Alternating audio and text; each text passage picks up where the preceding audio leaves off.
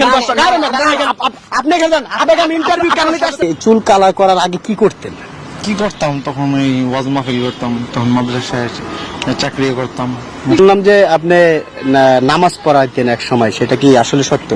তো সত্য, বাট ওটা তো ছেড়ে দিয়েছি, মোটামুটি অনেক দিন হয়ে যাচ্ছে। কেন ছাড়তেন, আসলে কি কারণে ছাড়তেন? ছেড়ে দিয়ে কথা কন্ট্রোল করেন। কন্ট্রোল না, ঠিক বলছি আপনাকে, আপনাকে মারা উচিত, আপনাকে মারা উচিত। এই যে যারা ভিডিওটা দেখতেছে, চশমা। আগে ছিলেন মসজিদের ইমাম, এখন তিনি সেলিব্রিটি টিকটকার, নাউজুবিল্লাহ। অর্থাৎ এই স্ক্রিনে যে লোকটাকে আপনারা দেখতেছেন, এই লোকটা ছিলেন একজন আলেম। তিনি বয়ান করতেন, তার বয়ান মানুষ শুনতো।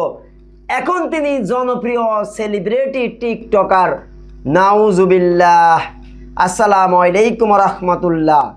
প্রিয় বন্ধুগণ, আজকে এমন একটা কষ্টের ভিডিও আপনাদের সামনে নিয়ে এসেছি, যে ভিডিওটি আসলে দেখলে আমাদের হৃদয় দুমড়ে মুচড়ে যায়। এই লোকটা একটা মসজিদের ইমাম ছিল, তিনি বয়ান করতেন, নামাজ পড়াতেন, একজন আলেম ছিল। তিনি গোমরা হয়ে শয়তানের নীল নকশায় আক্রান্ত হয়ে ঈমান হারিয়ে এখন তিনি টিকটকার। আচ্ছা, আমি যে বললাম ঈমান হারালো, এটাকে আমি ভুল বললাম? একজন ইমাম কি করে টিকটকার হয়? প্রিয় বন্ধুগণ, যে সাংবাদিক এই প্রতিবেদনটা নিয়েছেন এবং তার ইন্টারভিউ নিয়ে তাকে প্রশ্ন করলেন, তিনি তার চুল কেটে দিতে চাইলেন। শুধু চুল নয়, তিনি তাকে এমনভাবে পাকড়াও করলেন। আমরা স্যালুট জানাই, এই সাংবাদিককে স্যালুট জানাই। প্রিয় বন্ধুগণ, চলুন আমরা ভিডিও রিপোর্টটি দেখি কি কারণে এই লোকটা ছিল মসজিদের ইমাম, এখন তিনি হলেন জনপ্রিয় টিকটকার। কেন তিনি গোমরা হলেন? চলুন আমরা ভিডিও ক্লিপটি দেখি। চুলগুলো আপনারা দেখেন দর্শক, আপনি ইন্টারভিউ কেন নিতে আসছেন? আপনি শোল টাচ করবেন, এখানে দাঁড়ান। আপনার সাথে কোনো চুলগুলো আমি কেন ইন্টারভিউ নিতে আসছি? যে আমি আগে ইমাম ছিলাম, এখন নাই। বা আগে ওয়াজ করতাম বড় বড় মাহফিলে, আমার ইউটিউবে ওয়াজ আছে, আপনি সার্চ দিলে জনতা আসতো, আমি ছেড়ে দিয়েছি। বুঝতে পারতেছি না আপনারা আমি আজকে কয়দিন ধরে আপনার ভিডিও ধরা করছেন, যে ইন্টারভিউ গুলা ধরার জন্য খুঁজতেছি। আপনি জানেন আপনার চুলগুলা কাটার জন্য আমি খুঁজতেছি। আপনার চুলগুলা কাটবো আজকে আমি। আপনার চুল আমি এখন কাটবো।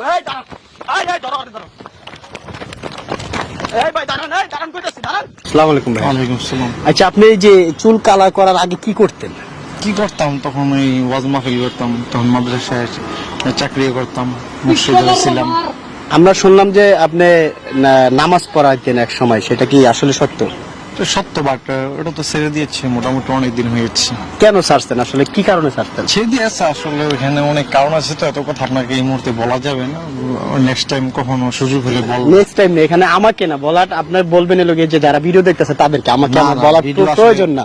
আমি বলি আপনাকে, যেহেতু আপনি এক সময় মানুষকে নামাজ পড়াইতেন, আপনার পিছনে অনেক মানুষ নামাজ পড়ছে। নামাজ মানুষ কেন পড়ে? কেন পড়ে? আল্লাহর ভয়ে পড়ে, আল্লাহকে পাওয়ার জন্য পড়ে। আল্লাহকে পাওয়ার জন্য পড়ে। কেউ নামাজ পড়ে না, কিন্তু নামাজ শুরু করে নিজে হেদায়েত টানার জন্য। আপনার পিছনে যারা নামাজ পড়ছে, আপনাকে পিছনে জামাতে নামাজ পড়ছে, তারা কি বিশ্বাস করে নামাজ পড়ছে? আপনি একজন আলেম, একজন হুজুর, এই বিশ্বাস করে, অবশ্যই ওইটাই বিশ্বাস করে নামাজ পড়েছে। এখন যারা নামাজ পড়ছে আপনার পিছনে, তারাতে আপনার এই পরিস্থিতি, এই যে অবস্থা দেখা, তারা তো অনেক সময় অনেক হুজুরের পিছনে নামাজ পড়া বাদ দিয়ে দেবে, সব হুজুর এরকম ফাউল টিকটকার। কিন্তু আসলে সবাই তো আপনার মতো না। হ্যাঁ, আমার মতো সবাই তো না।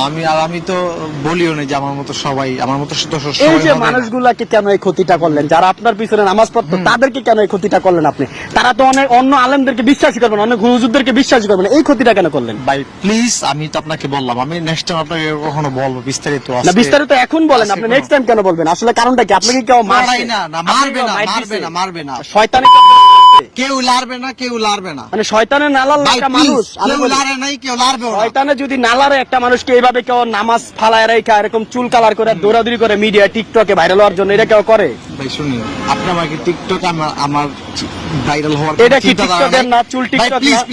হ্যাঁ, আসলে এটা যে টিকটকের মডেল বা স্টাইল, এটা আমি জানতাম না। আমি রিসেন্টলি জানার পরে আমি চিন্তা করছি যে আমি এটা চেঞ্জ করে ফেলবো। আপনি যে মানুষগুলোকে আপনি ক্ষতিগ্রস্ত করলেন, যারা ইসলাম ধর্মকে সবসময় ভালোবাসে, যারা মুসলমান, আপনার যে পিছনে যারা নামাজ পড়ছে, তারা তো এখন বাকি হুজুরদের বিশ্বাস করবে না। আসলে আপনি তাদের এই ক্ষতিটা কেন করলেন? তাদের ঈমান নষ্ট হয়ে গেছে, আপনার জন্য তাদের ঈমান নষ্ট হয়ে গেছে। ভাই শুনেন প্লিজ, এটা আমার পার্সোনাল একটা বিষয়, যে আমি আগে ইমাম ছিলাম, এখন নাই। বা আগে ওয়াজ করতাম বড় বড় মাহফিলে, আমার ইউটিউবে ওয়াজ আছে, আপনি সার্চ দিলে পাবেন। ওমর ফারুক, আল আজমি, লক্ষ লক্ষ জনতা আসতো, আমি ছেড়ে দিয়েছি। বুঝতে পেরেছেন কারণটা কি ছেড়ে দেওয়ার? আপনার যাদেরকে একসময় আপনি জ্ঞান দিচ্ছেন, তারা আপনার কাছ থেকে যারা শিখছে এখন তারা কি বলবে, তাদের নিজের কাছে কিন্তু লজ্জা লাগবে যে আসলে কার পিছনে যারা নামাজ পড়লাম, কার বয়ান আমরা শুনলাম। শুনে শুনে মানুষ চিরজীবন বা সবসময় একরকম থাকে না, বুঝতে পেরেছেন?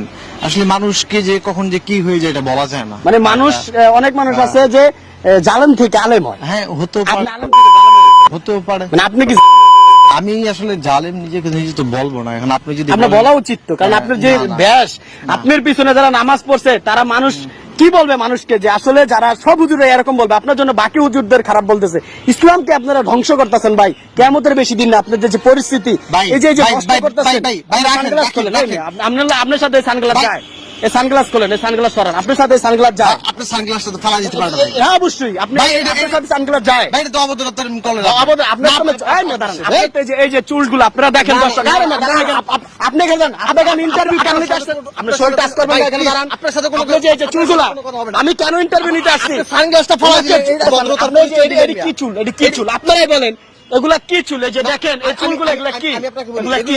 এগুলো কি চুল? এখন আমার মন চাইছে এই জন্য রাখি।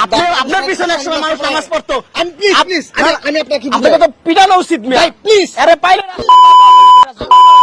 আপনি কথা কন্ট্রোল করেন। কন্ট্রোল না, ঠিক বলছি আপনাকে, আপনি আপনাকে কথা মারা control উচিত, করেন, আপনাকে please। মারা উচিত। আপনি যে চশমাটা এই যে যারা পরে ভিডিওটা পরিচয় দেখতেছে, দিচ্ছেন। চশমা আপনারা এখন চুল কাটটা দিব মেয়ে আমি, আপনারা আমি চুল কাটা দিব। এই যে দেখেন, এই যে আমার চুল তো আপনার কাটতে এই যে- এই যে যারা ভিডিওগুলো দেখতেছে, Please, আপনি- এই যে আপনি- আপনি আমার এই যে একটা পাঞ্জাবি পরছেন, সাদা কত সুন্দর পাঞ্জাবি, এই পাঞ্জাবি পরে এই চুলের কালার দিয়ে আপনি কাট দিয়া আপনি রাস্তা রাস্তায় ঘুরতেছেন, ভিডিও বানাইতেছেন, জায়গায় জায়গায় ইন্টারভিউ দিতেছেন। ভাই, please। আপনারা অনেক ভাই, যারা আপনার ইন্টারভিউ গুলো নাই তারা আমি কোন ক্যামেরাম্যান কি বলি না আসতে। প্লিজ আপনি বুঝার চেষ্টা তাহলে করবেন। আপনি এখানে আজকে interview দিতে আমি আসছেন কাউকে কেন? বলি না। আপনি এখানে আমার আসছেন কেন? পরিচয় যে প্রচার করছে মিডিয়াদের কাছে, আপনি interview দিতে তাকে কেন আসছেন? খুঁজতেছি, আমি তাকে খুঁজতেছি, তাহলে আপনি ইন্টারভিউ দিতে আসছেন কেন? আমি তাকে খুঁজতেছি। ইন্টারভিউ দিতে আসছেন কেন? আমি আসি না, আমি আসি এখানে ঘুরতে, হ্যাঁ। আপনারা দেখে আমাকে দৌড়ে আসছেন।